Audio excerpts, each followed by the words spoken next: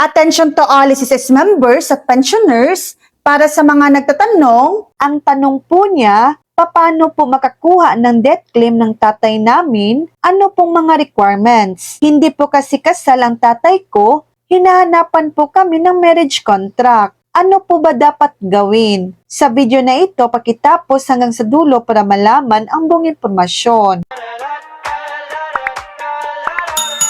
Kung hindi po kasal ang tatay ninyo, wala po kayong maipakitang marriage contract dahil wala talagang marriage na nairehistro. Sa ganitong sitwasyon, hindi dapat marriage contract ang ipasa kung hindi naman ito naangkop. Ang mga dokumentong hingin ay depende kung sino ang kwalipikadong claimant. Kung kayong mga anak ang magkiklaim at walang legal na asawa ang inyong tatay, maaaring kailanganin ang mga dokumento tulad ng PSA death certificate ng inyong tatay, PSA birth certificate ng inyong tatay, PSA birth certificate ng mga anak na magpapatunay ng relasyon sa kanya, mga valid ID ng claimant, iba pang dokumentong maaring hingin ng SSS batay sa inyong sitwasyon. Kung hiningan kayo ng marriage contract, maaari ninyong ipaliwanag sa SSS na hindi kailanman nagpakasal ang inyong tatay. Sa ilang kaso,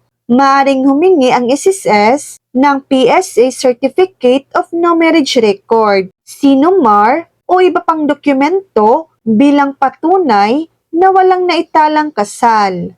Ang eksaktong requirement ay depende sa claim at sa records ng miyembro. So yan lang po ang latest update.